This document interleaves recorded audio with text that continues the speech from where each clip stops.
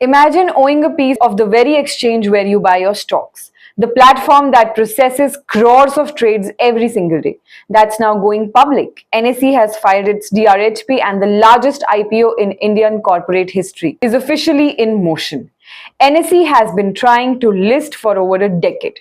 Every time it seemed close, something pulled it back. Regulatory hurdles, pending cases, governance questions.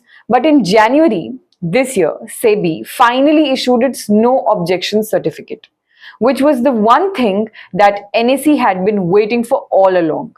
And just last week, on June 17th, NSE filed its draft red herring prospectus with SEBI. The wait is finally officially over. Now, here's something interesting about this IPO. It is 100% offer for sale. NSE is not raising any fresh money.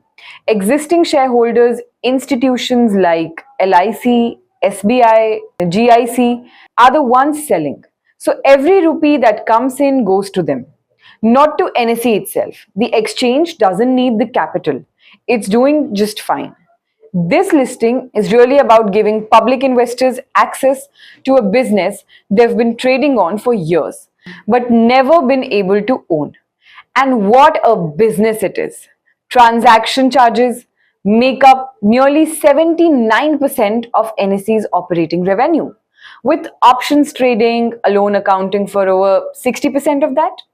Nifty, the index everyone tracks, NSE owes that. The data, the indices, the clearing infrastructure, it is all NSE. In financial year 2026 alone, NSE facilitated over 20 lakh crores in total fund mobilization, including 220 IPOs. So in a very literal sense, NSE is the backbone of Indian capital markets. But there's a chapter in this story that NSE can't skip past. And to their credit, they haven't. The DRHP discloses the co-location scandal, a case that's been hanging over NSE since 2015.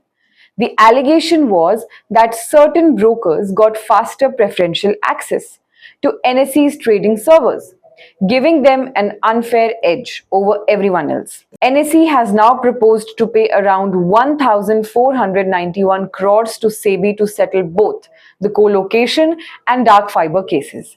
They've already made provisions for most of it in their books. The settlement is still pending SEBI's approval. And separately, MSCI has filed a compensation claim of around 857 crores before NCLAT, which is currently stayed by the Supreme Court. NSE says it has strong legal grounds on this one and hasn't provisioned for it.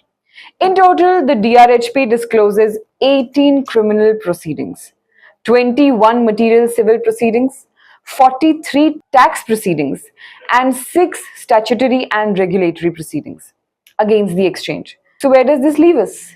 NSE is a monopoly in everything but name. The derivatives volumes, the indices, the settlement infrastructure, there is no real competition at that scale. But the legal overhang is real, and the settlement is still pending.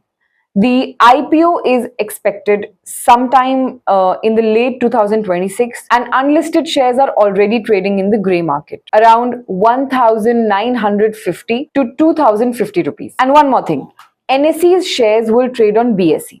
Yeah, you want to invest in the exchange that runs Indian markets? You'll have to do it through its biggest rival. Poetic, honestly. But for more such information, you keep watching SharesCat.